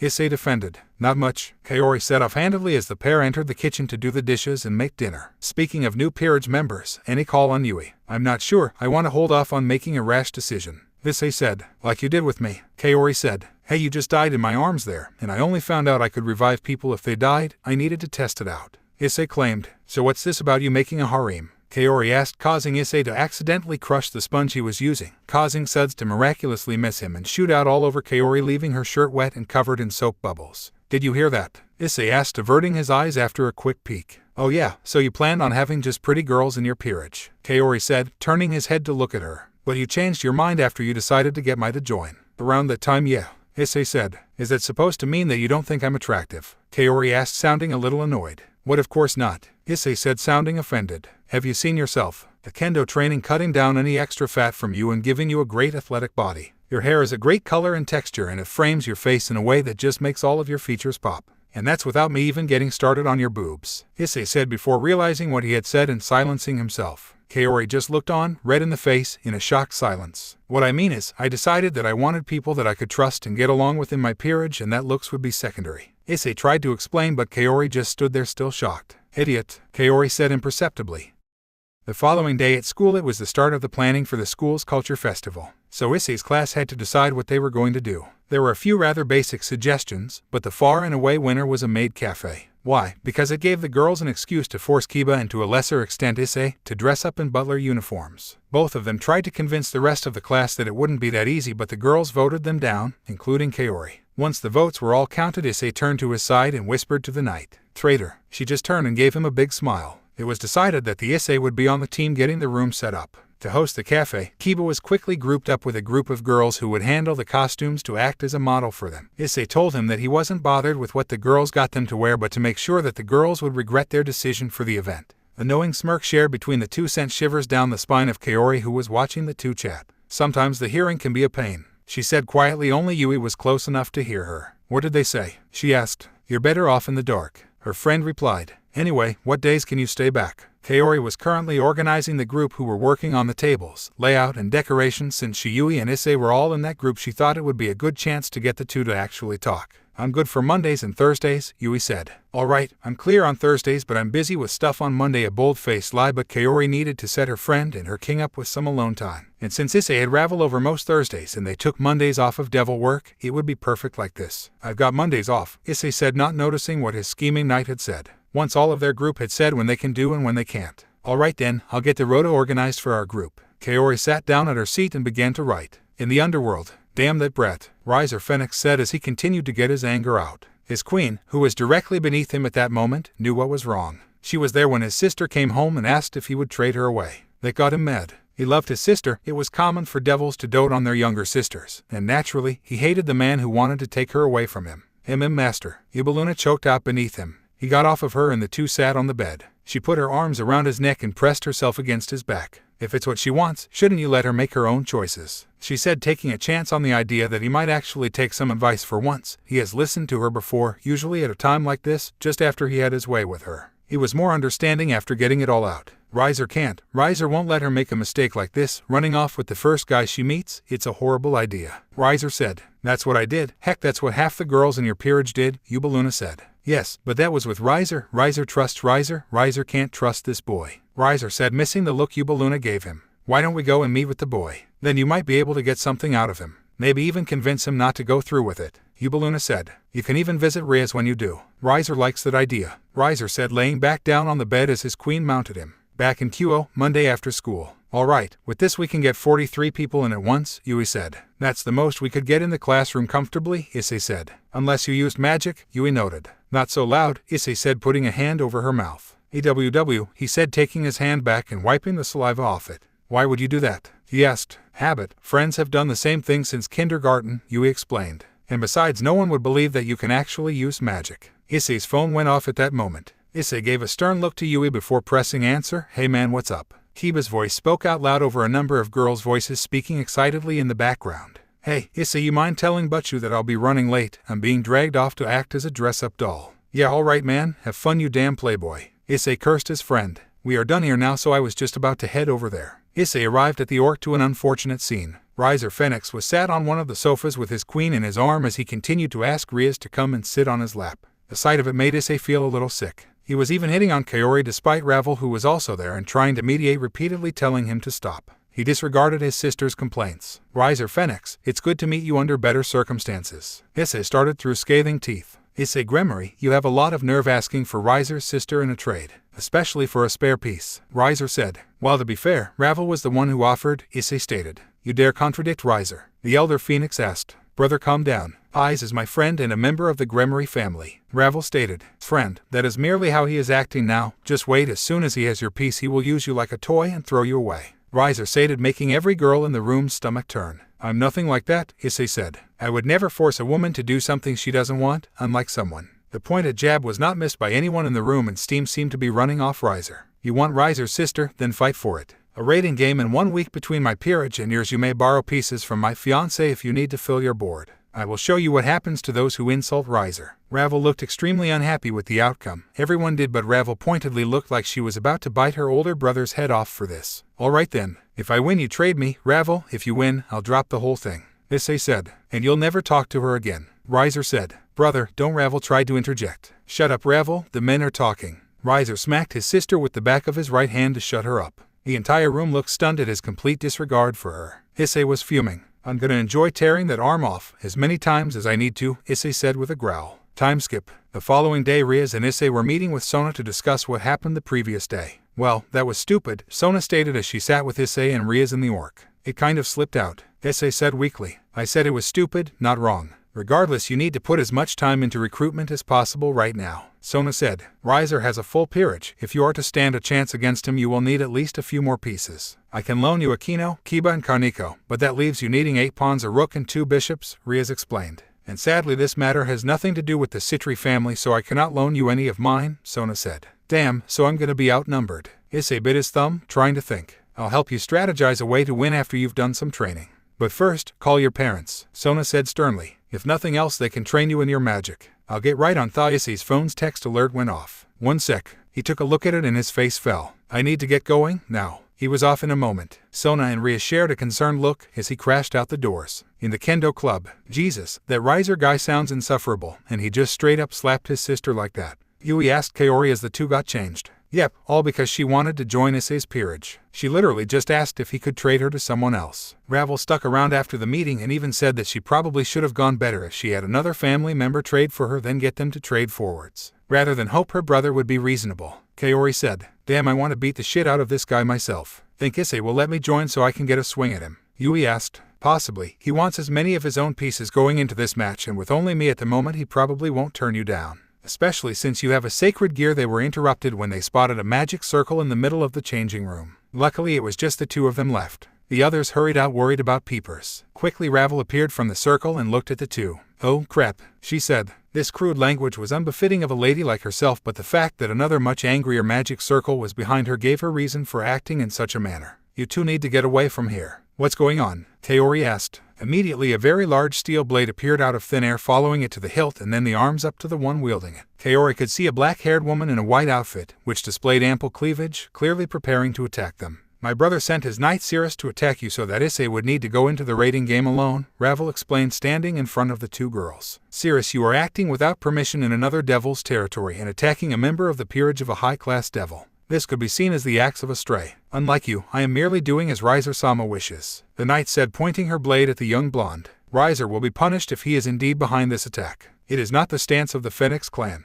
Ravel said. She then took on a pleading tone. Can't you see that even if you do this, then Riser will just say you acted without him telling you to? You will become a stray, Ravel said. Riser-sama would never abandon me, Cirrus claimed. If you will not get out of the way, Ravel-sama, then I will have to go through you. I will do as Riser-sama commanded. She slashed her sword down at the blonde. Kaori had gotten her bearings in this time and used her sword to catch the strike. Wasn't it me you came here to attack? It's a little insulting that you would ignore me. Kaori smirked and broke the stalemate and struck again, tapping Cirrus on the arm. Immediately the wing stubs on Kaori's back that constituted momentum pillage glowed and Cirrus' movements slowed down. Kaori deftly dodged the attack, countering with another strike. Then another. Before long the invading knight was slowed to a crawl, her weapon on the floor discarded. You're beaten, Kaori said as the knight continued in vain to try and strike her target. Another magic circle appeared, once again of the Phoenix clan. This time Riser was the one who stepped out. Cirrus, why is she still standing? Did I not tell you to break her legs? Riser asked, contempt clear in his voice. Sorry, Riser-sama. Ravel-sama warned her, so I was unable to. Cirrus started.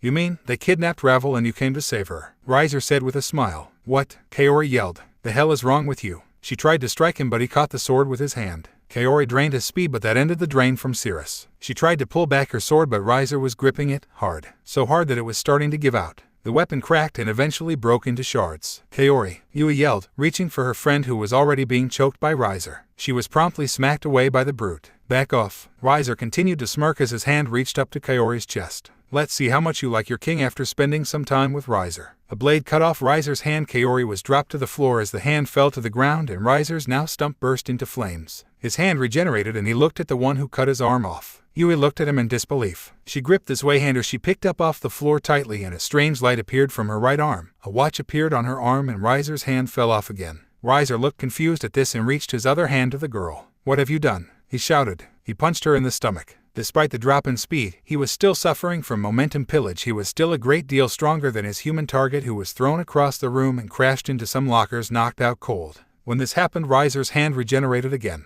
"Come unravel," Riser said, making a magic circle to get away with. His peerage followed him and moments later they were gone. Issei barged into the room a couple of minutes later. Ravel texted him as soon as she got a moment alone. He came to Kaori first. She was coming around but he saw the state Yui was in. She was still implanted in the lockers. Issei got her down and noticed that a bent bit of metal had pierced her left lung. She drowned in her own as he was on his way over. He took her body down and placed her on the ground. He summoned his evil pieces. She had only been dead for less than 10 minutes. He could still revive her. He did the same with Kaori. Someone was killed, and it was his fault. If he hadn't picked a fight with Riser, then Yui wouldn't be here like this. Sorry. He took out his other knight. I promise I won't let anything like this happen ever again. The knight glowed as it approached the girl's body. You who waits on the other side. The one who stood there since the first life came, and will leave only when the last is extinguished. I oppose you once again to demand this life. Yui Kades is to be my knight. Her life is not yours to take. Break the chains of death and give her back to me. Issei chanted. A magic circle flared around the two and Yui took a deep breath and started to breathe again. Time skip. Yui Kades woke up to quite the shock. She was in only her underwear, and spooning her from behind was Issei Gremory. She was just about to scream and throw him out of the bed when she noticed Kaori sat next to the bed. What happened? Yui asked. You are far calmer than I expected. Kaori said. Don't worry, he already got an earful for even saying that he should do this. But it worked. Well, I'm still kind of dressed and if you are here then nothing probably happened, Yui said calmly. Apparently healing magic works best with as much skin contact as possible. Eyes didn't tell me how you died, but welcome to the club, Kaori said, offering her friend a pair of jeans and a top. Yui got out of the bed and put on the clothes. So I'm a devil now too? Yui asked. Yep, finally, I'll get a hand taking care of this lazy ass, Kaori said. Speaking of, breakfast. Let's go, Yui said, following Kaori to the kitchen. Issei walked into the kitchen and sat down at the table as the two girls were still working away. Morning, girls, Issei said. Morning, eyes. The two replied at the same time. Eggs and bacon. Works for me, Issei replied, making a quick text. The plate was placed down in front of him and he took a bite before a reply came back. And we have the rest of the week off school. How? Yui asked. Sona, since an idiot agreed to a raiding game 5 days from now, we don't really have any time to train. Quite frankly, unless we have a secret weapon, we are kind of screwed, Kaori stated. Well, yes, we are kind of screwed. Speaking of a secret weapon, Ravel mentioned something interesting in her text. Apparently, you were able to cut off Riser's hand, and it stayed off. Issei said. Well, I cut it off with that sword. Then when he regenerated it I just got mad, then it was cut off again. Yui said, looking at her hand. Think that was her sacred gear? Kaori asked. Possibly. If only there was some expert we could ask about it. Issei wondered aloud. Suddenly the kitchen door was thrown open and an angry white-haired maid came crashing through. Issei Gremory, what the hell did you do? Grafia voice reverberated around the house. She appeared in the kitchen. Her usual stern but calm look gone. She was not happy right now. Mom, how did you find out about that? Issei asked, scared. Ravel told me. Her brother got her to organize the raiding game. Grafia said, calmer than before. Now you will tell me exactly what happened these last 2 days. Issei explained the situation to Grafia. She was far more understanding than Issei expected. Apparently, you need a certain level of training and discipline in order to be in the same room as Riser Phoenix without wanting to break his ribs, and even then it's still a strong desire. Fortunately, between Ravel and I, we were able to negotiate an extra week of training time for you, Grafia stated. Your father has said that I am free to handle your training. Miss Murayama can train with one of your father's knights. He was the one who taught Kiba. Actually, I have my second knight now. Yui Kades, Issei gestured to the new girl who waved meekly. Kaori's friend got caught up when Riser tried to attack her and I reincarnated her, Issei said. She can join the training as well then, Issei's mother nodded to her. Also, her sacred gear apparently is quite effective against Phoenix regeneration. When she chopped his hand off, he regenerated it, then she was able to use it to instantly cut it off without needing to do anything. Interesting. I'll have someone check the archives for any sacred gears like that, Grafia said. The girls looked at the mother and son for a moment as Grafia finished calming down. Now then, I will organize training to start this area. You will be training in the underworld, so make sure you tell your parents you will be away. My parents won't be an issue, so I'm gonna do a little cleaning up in the master bedroom, Kaori said. Issei looked sad for a moment. Issei, I know you don't want to, but we need to at least get it usable. Your entire peerage will move into this house at one point or another. We need the space. Issei hesitantly nodded. Just don't throw anything out. He knew she was right, but he wasn't ready to face their room just yet. I'll look through it when I can. He took a deep breath and looked to his newest knight. I'm gonna go talk to my parents about this training camp, Yui said. They should be cool about it though. Alright then, meet back up here at 2 or so. We can get you started on contracts. I've got 3 appointments today. Kaori, you're needed by one of your regulars, and I'll take Yui to one of mine so she can see what it's about. Time skip. Issei took Yui to a contract. It was a new one and the guy needed relationship advice. He had a crush on a girl and wanted to know how to make himself get noticed by her. Immediately Issei was stumped due to his own lack of success with the Pharisec. Well, I don't know how much help I can be. I've never even kissed a girl, Issei said. Immediately Yui was in there. Let's see what we are working with here. She walked around the boy. About 14. The boy nodded, decently tall, hunchback though. That'll need some work, hairs all over the place. He grabbed his bangs and looked at his face. Workable. The shy boy looked worried at the sudden interest he was getting from this strange woman. Yui grabbed a paper and pen from nearby and began writing. What are you doing, miss? The boy asked. First, we are going to need to deal with your posture. I'm guessing you spend a lot of time on the computer. The boy nodded. Try and make sure you are sitting properly. The boy nodded. Now then, let's go shopping. Shopping? The boy asked. Yes, Yui said. Issei just shrugged in the background. Just go with it. If anyone can help you, it's probably her, Issei said to the confused kid. So tell me about this girl. The 3 made their way to a convenience store and the boys followed Yui as she grabbed items off her list. Shampoo, hair gel, a skin cream. Afterwards, they went to a hairdresser and the boy was sat down. After 2 hours of a whirlwind makeover, the boy was worthy of being cursed by Issei and his old friends as a damn pretty boy. Job done, Yui said confidently, nodding. I've got to say I'm impressed. Let's see what this will cost you. Issei looked at his phone app. Oh, right, we needed to get paid first. Yui looked ashamed that she just took control of the situation. It's fine, Issei said. You nailed it. The boy was happy with the result and Issei let Yui keep the 45 yen payment. Also, since you completed a contract, you took a little bit of demonic power from him. It's not much, but it all piles up, Issei explained as Yui and him returned to his house. Alright then, so I'll need to hand out those flyers after we get back from training. Yui asked. Until we get familiars, yes, Issei said vaguely. You've got the rest of the night off. I need to get to my next contract. Time skip. Who? That guy sounds like a total dick, Momo said. She and Issei were at her house once again, now acting out one of her battle scenes from Kamen Rider Pinky. She dodged, rolled backwards as Issei came in for a feigned swipe. Yeah, and now my peerage needs to fight him, Issei grunted, accidentally damaging the wall as he struck forwards, slow enough that his client could still dodge. He said that word before, peerage. What is it? Momo asked, calling for a timeout and breathing heavily. Basically it's my servants. At the moment it's just me, Yui and Kaori. And even then that's just because they were dying and I wanted to save them. Issei said. Servants? And you saved those girls from dying? Momo was very confused. Issei proceeded to explain in detail how the evil pieces worked and even took out his set to show her them and what each one does. He then explained the circumstances that led to him reincarnating the 2 knights. Momo cried a little when she heard that they were both dying in his arms when he revived them. That about sums it up, Issei said. Any questions? Issei took a drink and stretched, expecting them to do some more practice for her next episode. Yeah, can you show me? Momo asked. Well, I would, but I don't really have anyone. Issei started before he noticed the weird look Momo was giving him. I just told you we were about to battle an immortal pervert. Why would you want to? Issei was interrupted by Momo grabbing one of his pawns and holding it against her chest. Devil reincarnation go, she said aloud, holding the evil piece up in the air like she was expecting it to do a magical girl transformation and turn her into a devil. It's not like a transformation sequence, and I need to cast the spell myself, Issei said, reaching for the evil piece. Momo held it out of his reach, and as he tried to reach for it, his chest pressed against hers. If you want to join, that's fine. Issei finally relented and backed away. Momo looked pleased. Alright, let's do this now, she stated, holding the piece out to him, a smile plastered on her face. Just lie down on the sofa and leave it on your chest, Issei said. Momo sat on the sofa and was about to lie down as she started to take her shirt off. You don't need to be shirtless. I mean, it would be great if you were, but just relax, eyes. I figured it would help. Besides, Momo berated him. You've seen me shirtless plenty on TV, right? Yeah, but that hardly does any justice to the real you. They do all kinds of editing to mess with you and your boobs, right? Issei quickly covered his mouth and looked away. Sorry, Momo started to laugh. Come on, eyes. Just relax, she said, placing the pawn between her s. Come on, we're burning moonlight here. Issei looked wide-eyed at her as he approached the girl lying on the sofa. He smiled at her childishness, but he noticed something.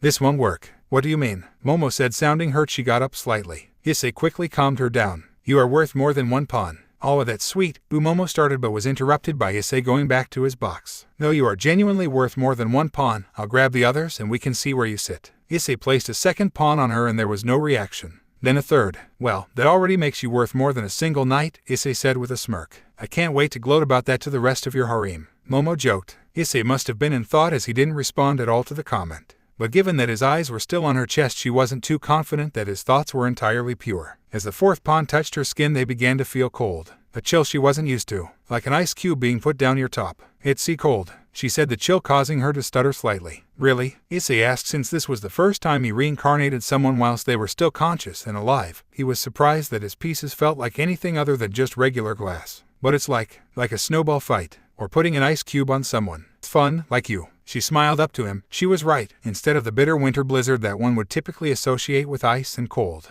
this cold was the single moment of it you get before the warm feeling in your chest when you get a snow day as a kid. "It's nice." Momo closed her eyes and waited for Issei to finish. He held up his hand with the magic circle on it, and it flared to life below her as well. Last chance to back out. Issei prepared to finish the ritual and claim his first pawn. There was a lot more to consider, like her career, where she would stay, what their relationship would be. But right now all Issei could think of was her, the fact that she herself had said that she wanted to be his friend forever, and the large pair of S where his evil pawns were resting at the moment. "Not on your life." She smiled, eyes still closed as Issei began to speak.